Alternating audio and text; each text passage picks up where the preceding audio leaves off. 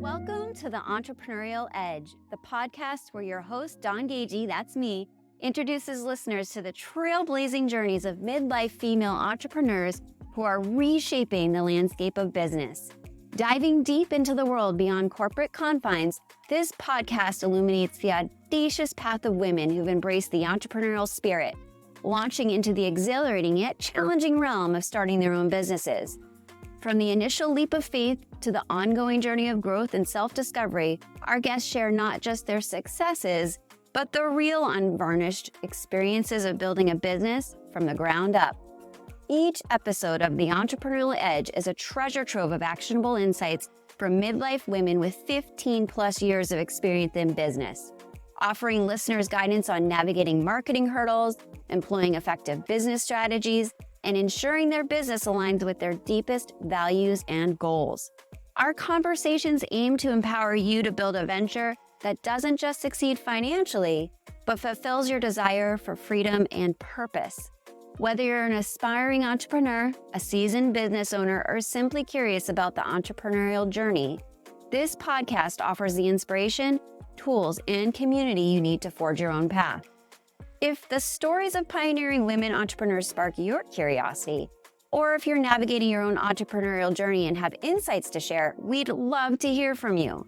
Visit us at tracerstrategicmarketing.com/podcast to learn more or become a part of our inspiring community. Subscribe to the Entrepreneurial Edge podcast today and be part of a movement of midlife women who are not just participating in the world of business, but actively defining it. Hello, everyone. We are on episode 4 of the Entrepreneurial Edge, and I am so grateful and excited to have our guest today, Jenny Gessler. She's like my spirit sister, I think, in another world. We just connected so quickly. And yeah, we're going to talk about something really helpful today. It's leading ourselves first and having leadership start with you, along with the impact of ego in the dental community. But I feel like the leadership stuff that we're going to be discussing with Jenny today is like universal. This is not just in the dental community. So I want to make sure that's clear. And because we do real talk here, I just wanted to let everybody know who's watching video, I am showing up like those celebrities that I am not, with no makeup and no hair done today, because life got real this morning. And I was going to apologize for it, but hey, this is me and it's okay to show up as we are.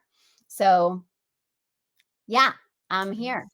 No hair done, no makeup done, glasses on with my friend Jenny.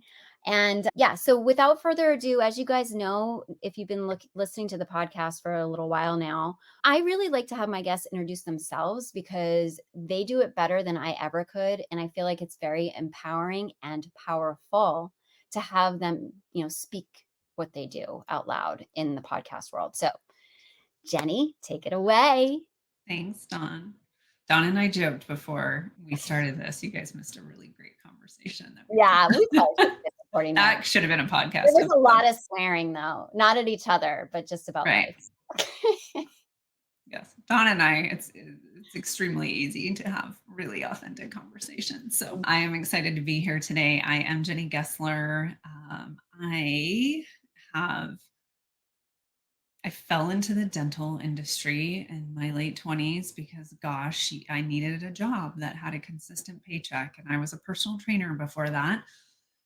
Still super passionate about health and wellness and fitness. But as we know, people commit and then they fall off the wagon. So personal training was not a steady income as a single woman. So I took an opportunity in an orthodontic practice and ended up spending, I don't know, almost, I think it was 18 years in private practice working, and fell in, I had braces as a teenager, but great. I had nice teeth, but I fell in love with orthodontics and all that it encompasses, because it is really like a family. It's much different than being, when you go to get your teeth cleaned and you have your one and done and I'll see you in 6 months. So I took the big leap and now I am a leadership coach for doctors. and their team members, obviously specializing in orthodontics and dentistry and the specialties. But Dawn is so right. Leadership is universal. And it's, I think there are some natural born leaders. I think that can be a gift that people are blessed with, but it's definitely not the norm. Mm-hmm. And in my specific niche, an orthodontist and a dentist too, they all rely on teams. They cannot execute their lifelong dream and their goals without team members, but yet they are not taught how to lead such team members for overall effectiveness. So I really felt drawn to that when I decided to jump and open my own business. Nice. That's my story. Love it. So I also want to mention that Jenny's company is called Elevation Coaching. I want to make sure we get that on the front end here. And since you kind of already answered the question about the day you decided to become an entrepreneur, is there anything in particular about that detail? Like we love to talk about and start these podcasts with the origin story, but tell me more so, if you don't mind, about that day or that moment where you're just like, it's like time. This is a thing. I believe it's always run in my blood to some extent because I had my own business and personal training. I've always been drawn to unlimited potential. And then here comes a real talk. Okay. I really struggle in, I'll just be blunt. I struggle working for other people. Yeah, I hear that. Yeah. I think that's a number one trait of entrepreneurs is Mhm. that it's just not our jam. Yeah. Mm-hmm. I love it. I've learned so much about myself this year. And, entrepreneurship can be a lonely road. Yes. I love strategizing and teamwork. Mm. And there's much that I miss about being part of a team and that camaraderie and strategizing. There's that like drive and determination in me to want to have my own business and do my own thing. I think my specific industry and probably all of you, I know numbers and production and making money is important. I understand. Yeah. But at the helm of the ship, if it is led by a poor leader or poor leadership, we're never going to rise above that. We may do well and, we definitely can raise the bar, of course, but I just feel like they need to be combined, like it all works together. It's Yes. not one in spite of the other. So that is the other thing that really drew me to start my own business and have that business really focus on the leadership aspect. Yeah. That's some real talk, but I think and know and believe that the people who are listening to this particular podcast episode are going to be nodding their heads along with me. And if you're watching the video, I'm nodding a lot because if you've gotten to this place in time in your world, in your life, where you've done either the corporate gig or you've just worked for somebody else and you've seen this, or you've been a customer or a client and you've seen this happen, you know what Jenny is saying through her observation and experience is absolute truth. So let's talk more about what your particular people that work with you struggle with the most when they come to you for the very first time or they're seeking someone like you out.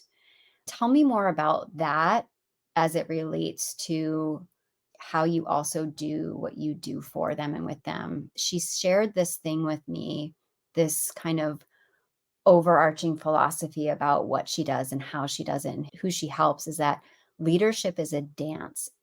And I think we're going to drive the conversation down the path to what that means by way of what the people who you help struggle with when they come to you and how you resolve that for them. So tell me more about what they struggle with right when they come to you? I believe that most doctors, and so when I say that, I'm always referencing our dental community. I can't speak to the medical community, but I would assume it's somewhat the same. Is there seem to be so focused on what is broken that is outside of themselves. Mm. Okay, so that is, I don't have enough production. There's not enough new patients. My team doesn't work hard enough. So and so isn't doing this. I don't have a marketing strategy. I can't retain team members. Mm. And while they're all true to some extent, it seems the first reaction is always to look externally and then pinpoint what needs to be better Mhm. and what needs improvement. The truth of the matter is, usually the underlying current is they don't know how to lead. They're burned out. Mm.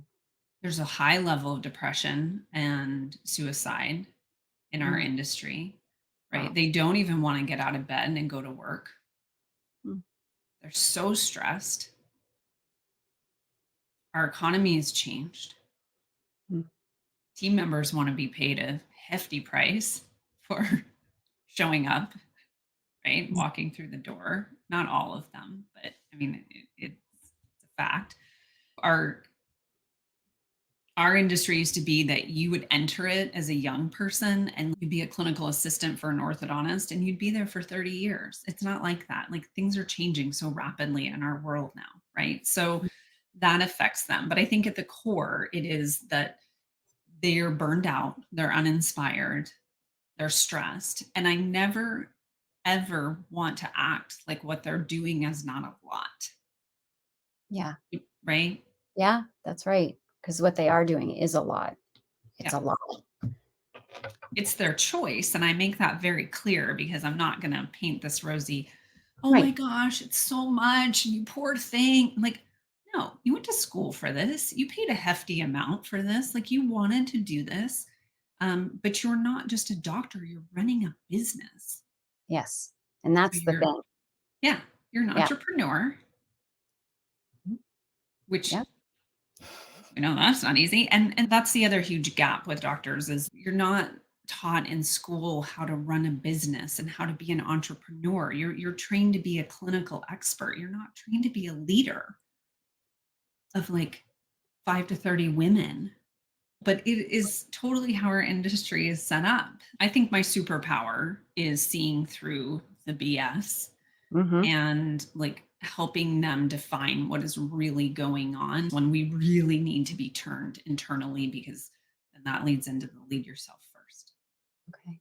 So tell me more about what that looks like. So you said it doesn't really necessarily happen on that first call, but once things get underway and they've engaged with you, tell me more about that. It sounds like that's the first part of your actual process. Once somebody onboards with you and they're really ready to rumble with this stuff, depression, frustration, fallout in a couple of different areas that seem like they're external, and you get a clear, you exercise that superpower muscle that you have as the coach that you are, and you get in there with them. Tell me more about how you start to help them overcome those things or take a hard look at those things as a coach and work that process. You'd think it would be, I don't know, maybe people think it would be super specific and it's Mhm. not. And I think that is, Fair enough. I think that's part of the art and the dance of coaching and of being a coach is that I'm going to perceive and analyze and dissect individually what each doctor is going through, and then really customize my approach and framework based on what is in front of me. And I know that sounds vague, but that's why I left corporate or an organized entity is I want to be able to look at you individually and Mhm. pay attention to even the things that you're not saying, Yeah. Yeah. right? Yeah. To then focus on where do we need to go from there. I do Mhm. have some core tenets I think that I live my own life by, that I integrate, which is ultimate responsibility Good. Love that. from you just talked about the book too the other on another podcast. Extreme Ownership by Yes. Jocko Willink. Yes. So extreme ownership is one of my own tenets and values and something that we discuss in coaching. I will always ask my clients what their wins are for the week. Yep. I That's the give Gap them, in the Gain stuff by yeah, Benjamin Hardy. Yep. yeah. How could you have shown up better? I think that identifying our blind spots are, we all have them. No one's perfect. No one's fully evolved, but it is, I heard this from a coach the other day, and I see it in my clients, and it's so true. The things that we believe and we're so like, it's this way, Yeah. are usually our biggest blind spots. That's right. Yeah. So I dance around that because no one, in coaching, it's not my job to say, you suck at this. Or right. Or these are all the things you're doing wrong. Fix Yeah. it. That's not Yeah. it. No, I really want to dance the dance myself so that they unearth, they realize.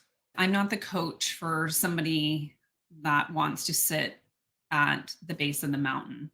I have a mountain in my logo. I am the coach for somebody that wants to keep climbing, that is already climbing and is open. Mm. And we are focusing on what it means to lead ourselves first.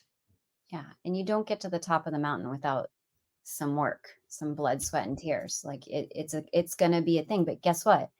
When you have a coach by your side that's helping you literally go up the mountain, you're doing it as a team, navigating and reminding you, hey, we know this is going to be a hard next step, but I've got you.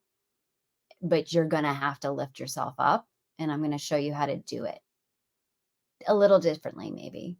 You've tried it this way through like 30 times. It's not working. So we're not doing that anymore. We're going to do it differently. Yeah, I get that. And I feel like I want to address this thing that you said early on, is that your process isn't formulaic. It's not a one size fits all program. You have to meet people where they're at, and you're kind of running like a bit of an assessment. I don't know if that's technically what you call it, but when I'm listening to you share the process, it sounds like you're getting a really good read on somebody, and you're going to see what their custom requirements are, because not everybody's going to come to you with all the same kind of symptoms, I would say. So you're going to run a diagnostic review or assessment of where are they really at. And it seems like, you came to me saying this one thing that you thought or believed you weren't really strong in, but I don't see that. I think you've got that squared away. I see this, like this was what was in your blind spot, and you reveal that to them. And then you create a customized approach to move forward up the mountain. They Yes. might not need the extra rappelling rope. They got that. They had more than enough of that in their pack, but they do need a lot more water. They underestimated how much water they were going to need, or how much they were going to consume, to run with that analogy of the hike up the mountain. So I just want to make sure we frame that for the listeners. Your approach is really special, and that's the value you have, because you're not slamming people into a fixed framework that they don't fit in. You're basically creating a fresh mold just for them based on their specific needs, with a proven process that includes tools that are carefully curated and selected just for them. Yes. That they work, but you're doing like a custom blend Yes. of coaching. I will ask them to go then execute, and Yes. we will practice, and we will put it into, I need it to become part of who you are as a Hmm. Hmm. leader, right? Yeah, So I can't just say, well, you should have handled this differently and this would have been a better, and we can talk through all of that, but like you got to go run the play that's it. Right. Hmm. so that it becomes part of how you approach culture and team and leadership in your life. Hmm. And that's where the customizing absolutely should be done. Yeah. Is there anything else about your process that you want to speak to? Because I feel like there's this other set of things that are really have teeth in it of value in addition to that, but I don't want to skim across it before we go on to the next part of the conversation? If there's something else that's in your process that you want to highlight. This is the thing, if you're coaching virtually, and I can't follow you around all day, right? So if I'm coaching you virtually, I don't really know what you're doing, and I don't always expect that it's going to sink in.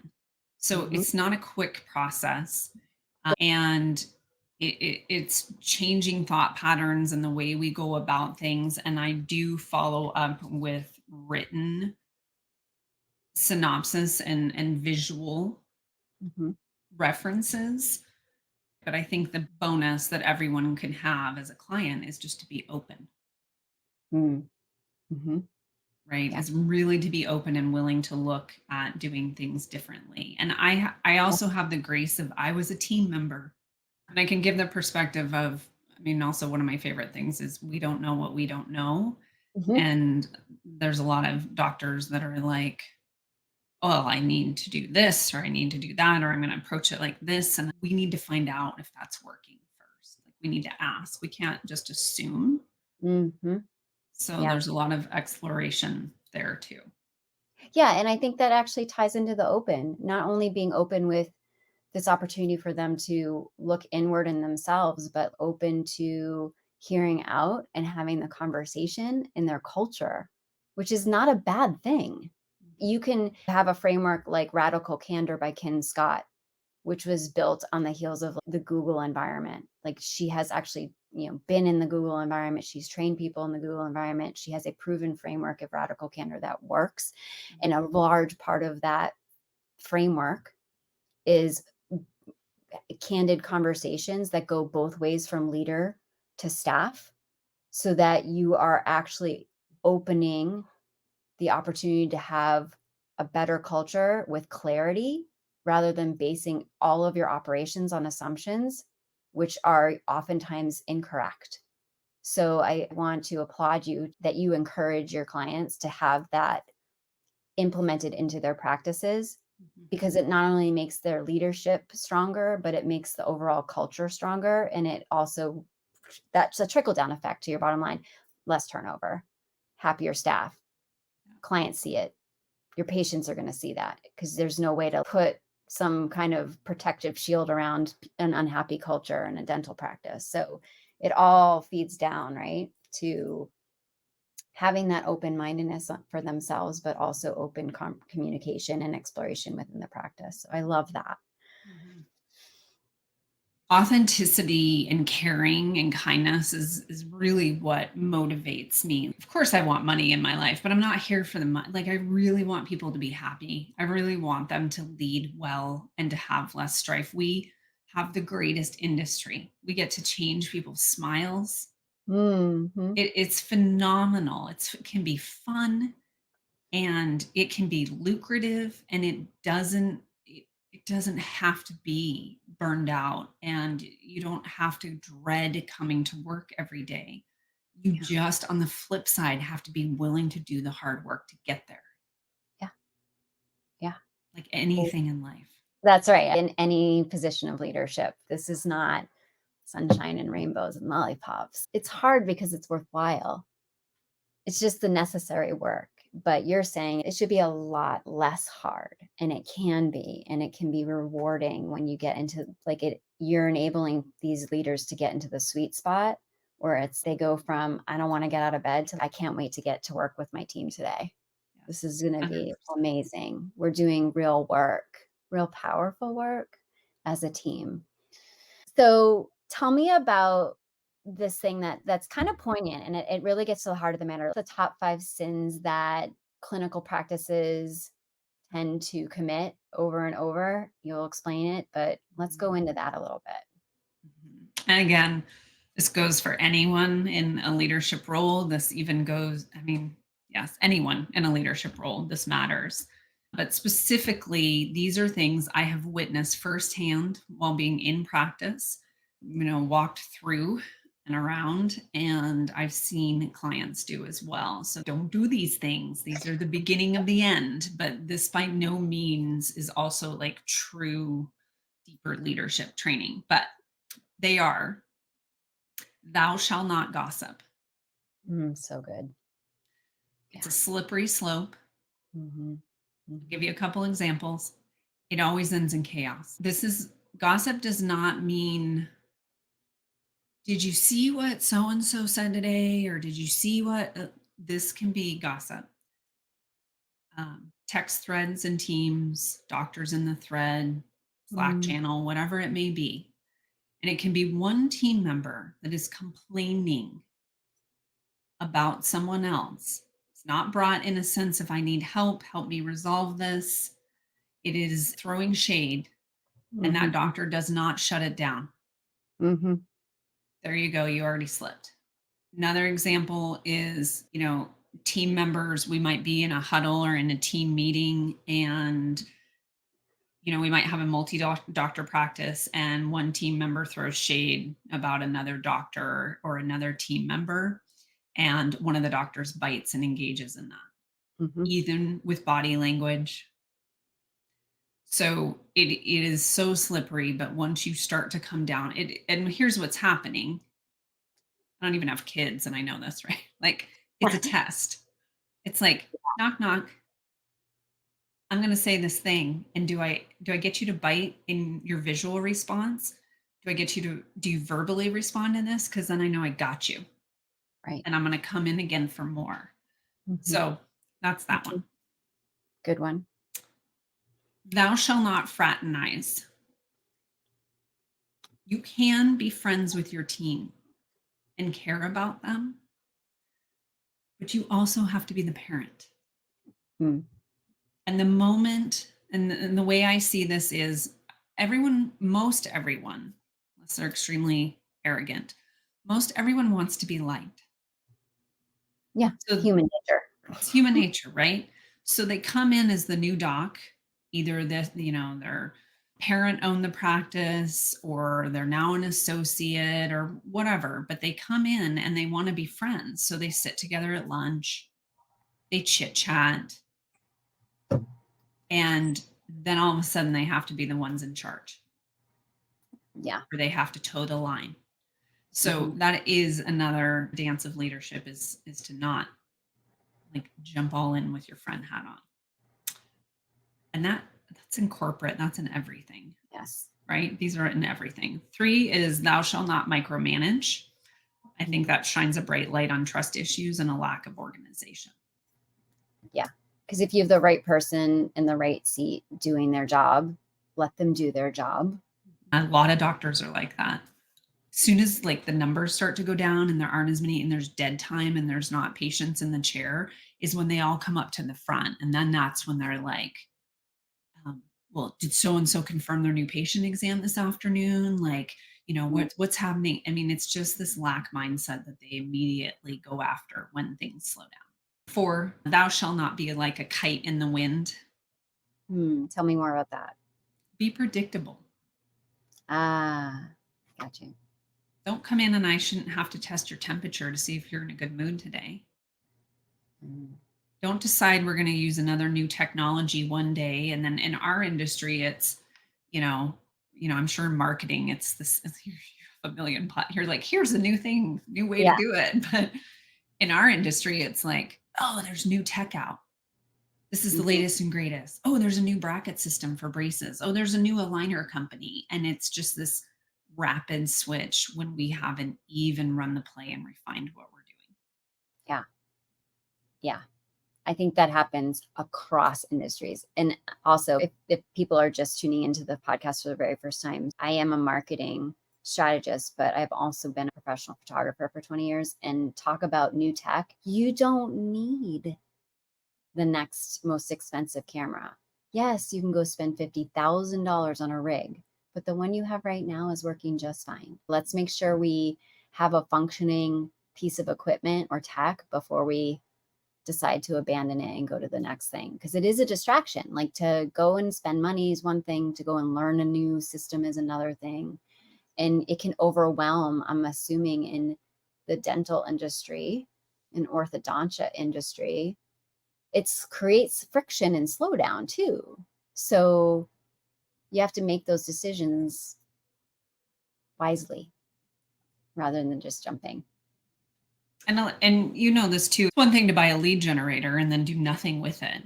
And then you That's right. complain that the lead generator didn't work. So what That's they do in our industry is they invest in some sort of technology that if they would really do the work yeah, and put the time in, it will give you more time on the back end.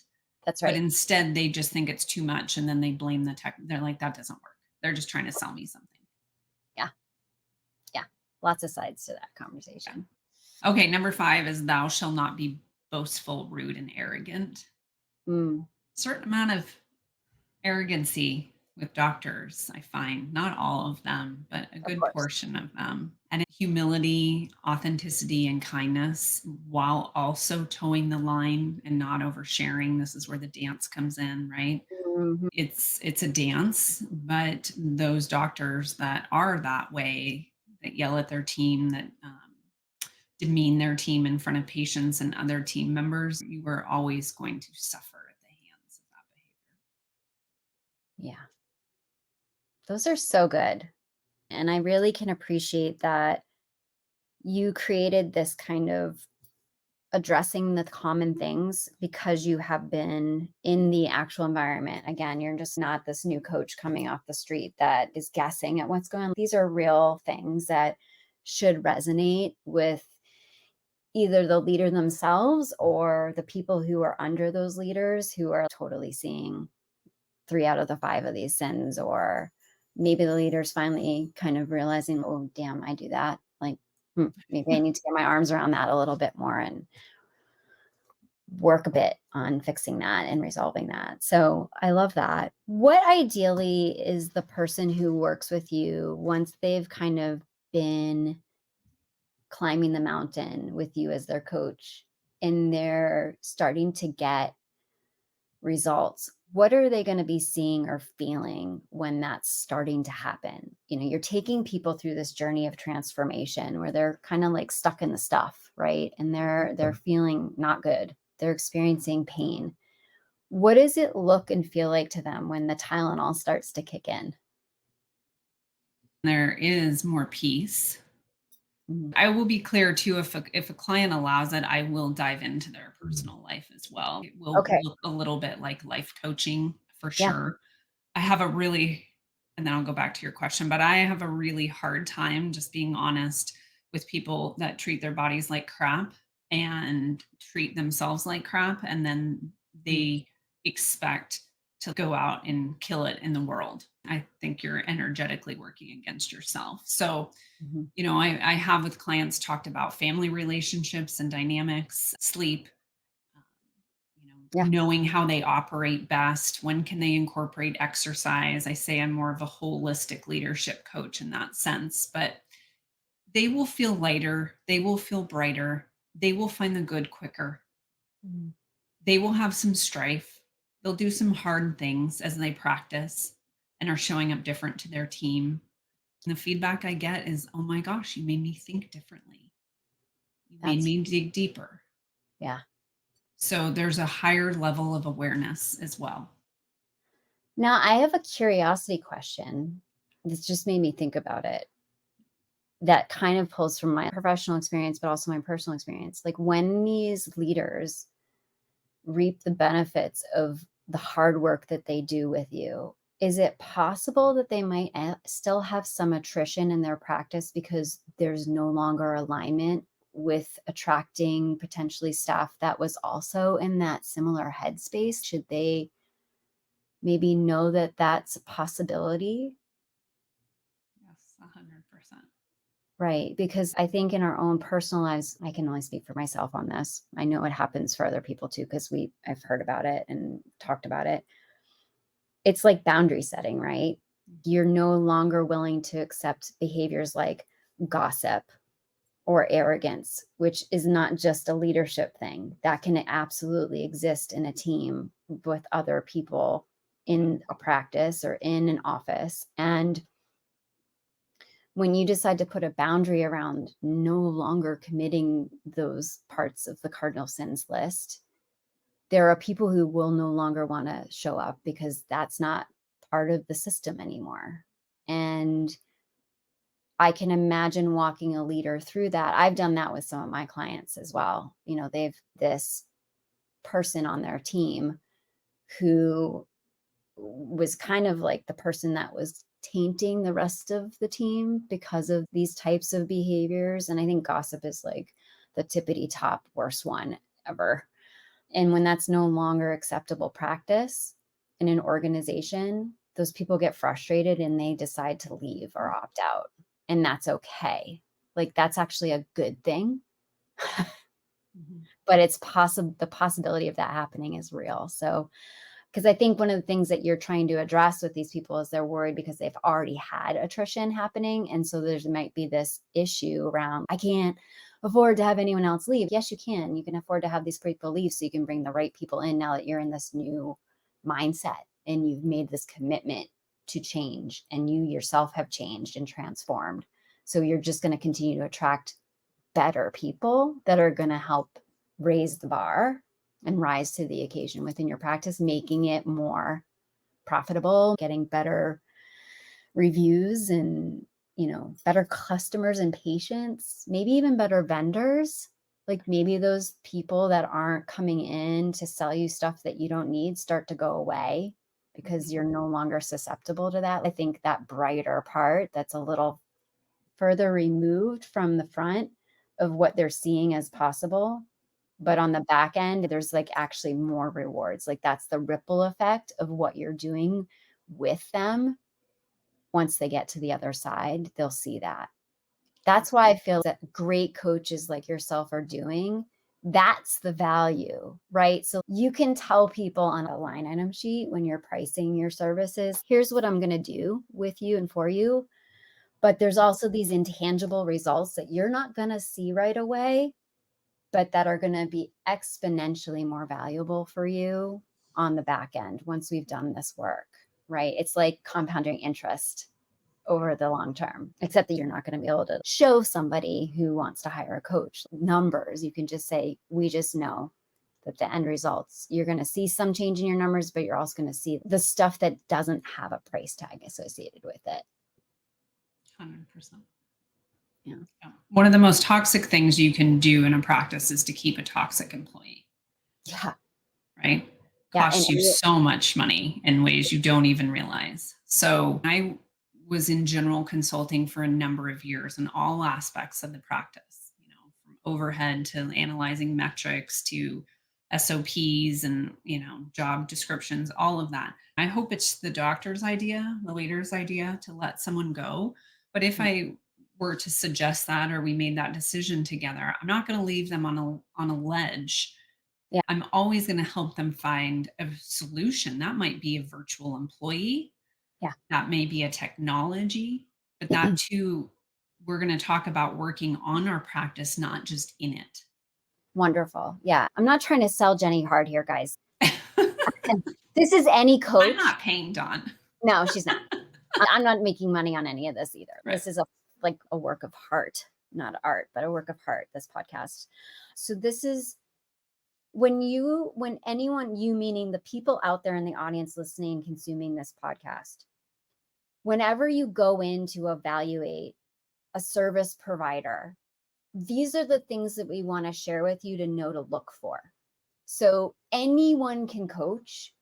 And there are a lot of phenomenal coaches out there. So to identify them, you're going to want to explore asking deeper questions like, it sounds like this is what I'm going to feel like on the other side of this, but tell me more. Are there additional things that you can do with me to get me far beyond the finish line? Here's an example. Jenny gave you one. If you have to let somebody go in your practice, she's going to help you identify a person to come in and fill that spot.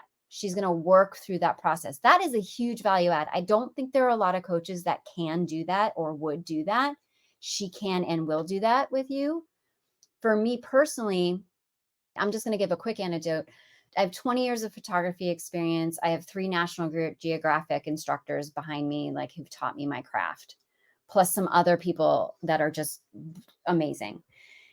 And I have experience with really good marketing strategy and teaching and running my own business. And I have worked in the dog world, the working dog world, like, which is a total random, and it just throws people off. They're like, what? I don't get it. But I've worked with canine teams and special forces military working dog teams in my work as a photographer.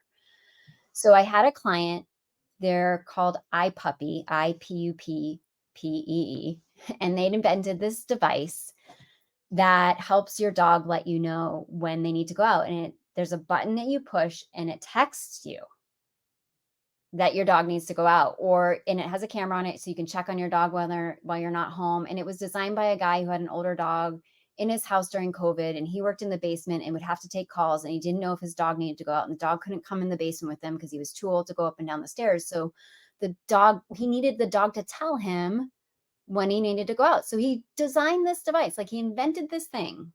It's so Wow. amazing, right? So but he's like, hey Dawn, I need marketing help, and I also need photography. So I proposed an offer that included both.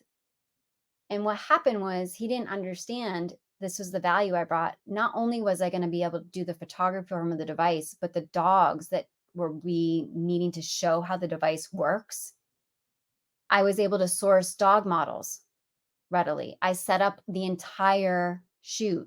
All he had to do was provide the place. And then I brought in the big guns. My husband has been a dog trainer for 30 years, law enforcement, military. And I'm like, I'm going to bring a trainer in to work those days that we're on set. And he's going to design your instructional tutorial for how to teach people to use the product. Most people don't know that they could even get that with their marketing person and their photographer. These are the things that I want anyone out there who is looking for a service provider, even outside of our industries today, mine and Jenny's, just to think about these things. Like, know that if someone that you are going to engage with is offering you service in an extraordinary way, and when you're open to discussing what your real needs are, or you know that the person who's evaluating you, you're on a consultation and they're asking you lots of questions, just know that there's probably a really good reason behind that. And then when they give you a proposal that's of value to you, there's value there. Okay. But the other thing is, on the other side, because we are entrepreneurs and I am a business coach and also a marketing consultant, listen, for people who are running their businesses like a Jenny and some of the other women we have a women's group that we're part of, all entrepreneurs, know that when you're pitching your services, there's value there that you're bringing to the table. Like Jenny's superpower is what she talked about earlier in our conversation today. She's going to look at this kind of holistically, but she also has been on both sides of the fence. So there's actually value there that you may not get when you're comparing her to another coach to make your decision about who to hire. So I just want to make sure that on the entrepreneur side, for people who are pitching their business, because this is where entrepreneurs get hung up. They're like, how am I going to compete with so-and-so or such and such a company? How do I do this? I feel icky talking about like pitching myself. Don't. You show up with all that you have, and it's either good for the client or prospect or not, and that's okay. You got to leave it all on the field when you're talking to somebody. Like, don't oversell them. You just show up. When I asked my client Mark at iPuppy, tell me what you really need. I want to learn more about the product. And, oh, so do you have a bunch of dogs lined up to model this for you? He's like, I don't even know where to start with that. I'm like, I got you. I've got 2 kennels and I had 20 years of experience working with dogs. I'm calling my people. I got you on this. Your time is too valuable. You've got a young kid, a baby on the way. This is his 3rd job. Like, I got you. That's what you're looking for on one side as the customer or the client, but on the other side as the person who's got the business that can do the work. Don't assume that your person knows what you do. Discover that. That is on you. Talk about accountability. It is on you as a service provider to explore and discover that without being overbearing. Like, that is something you refine over time, but asking questions like, tell me more about where you are at in your business right now. Tell me about your best day. Like for you, Jenny, if I were vetting your customer, I would say on that discovery, like, tell me about your best day. Great. Can you tell me about your worst day? Tell me what was so hard about that. Mm-hmm. Those open-ended questions, tell, explain, describe, by the way, These are hostage negotiation questions. These are also interrogation questions, but you're not going to be interrogating your person. Just feel like these are the best open-ended questions you can ask to get yourself in a position to win business in a legitimate, authentic, genuine way. And it also builds trust. It lets them share, just for what that's worth. That was kind of like a little roundabout. No, and I'm just going to interject really quick. It's so important, I believe, for us to hear what the client thinks they need. That may not be what they really need, Mhm. but they need to be able to share. We That's need to right. be able to ask clarifying, deeper questions. It drives me nuts to come into a discovery call and to have the coach be like, well, these are all the things I can do for you. Stop. It's not about you. It is about them. What do they need? And that's, again, why it's customized, Mhm. why you go above and beyond. That's so cool. Why did I not know I could have an eye puppy? Yeah. Well, now you can. So you're going to kill me for saying this, but this is totally, because she's going to be like, this doesn't go with podcasts. But That's fine. so Dawn is this brilliant photographer. And I say to Dawn, I'm moving across the country and I have this archaic manual film camera from like the 70s, a Nichromat. And she tells me like who to go talk to, whatever. So I call a really specialized photography shop this week here. Mhm. And he's like, what do you have? And I told him, and he was like, well, either we're going to buy it from you or we'll tell you what to ask for it. And he said, by the way, they're totally coming back in style. Mhm. People are going back to using them. And I was blown away. I was like, what? Yeah. I didn't know that. Anyway, I just had to share that random. Yeah, and Yes, there's people like a going back whole to the old school. yeah, because what's old is new again. And photos are important. Even actual prints are really important, but that's a whole nother podcast. But yeah, that's so fascinating, like so interesting. Yeah. It's like a good pair of jeans, just keep them, hold on to them. They'll come back around, like whatever cut, bell bottom, boot flare, I'll be back pencil in style. jeans, like just hang on to them. Don't worry. Wait 10 years, they'll come back around. True. Yeah. Before we wrap, how do people find you? Tell us the things. Where are you at? I'm probably most active on Instagram. And Dawn's going to be like, okay, sister, so let me just tell you, like, let's speak to entrepreneurship for a second. I have a website. I believe it needs to be updated a little bit. So I'm not going to even, you can Google me, but I think the easiest thing is just to email me at jen@elvcoach.com and just like make a connection there. And then we can either communicate by email or jump on a discovery call. My tips and tricks and my thought processes that I go through and all of that are on my Instagram business page. That's where I feel most at home. It's elevation coaching, all one word, underscore Jen underscore Gessler. So I think you could probably search elevation coaching, all one word, and I would come up. Okay. And It's going to you give me don't, homework. yeah, probably. But I have to because I love you, girl. Like, I got to help. So we're going to put all of those ways to contact Jenny in the show notes. So you don't have to write a thing down and you don't have to remember anything. You don't have to worry about spelling anything because it's all going to be in the show notes. Whether you're listening on Spotify, iHeartRadio, Apple Podcasts, we got you covered. It's all in the show notes. So don't fret. Don't, drive off the road. Don't drop your laundry. Don't go scrambling for a scrap piece of paper in your kids' room on their special artwork. Just know they're in the show notes and you will find her, and she's an amazing resource. And again, every industry has these leadership challenges and leaders with these experiences. And if you are in the orthodontic world, which is a big world, and you're experiencing these things, give Jenny a call and get on a consultation. You're not going to lose anything. And she's not a high pressure sales girl. I can attest to that. She can help. And you deserve to feel really good every day in your practice doing these things to bring the smiles of these people back to light. Just know that. So we are going to sign off here. And I wanted to thank you so much, my friend, for doing this podcast with me. Thank you. Dawn's just, I mean, can I shout you out for a minute? Yes, but I'll blush. So now I'm going to have no hair, no makeup, and blushing, but go ahead. Okay, are you going to cut this out of the podcast? But Maybe.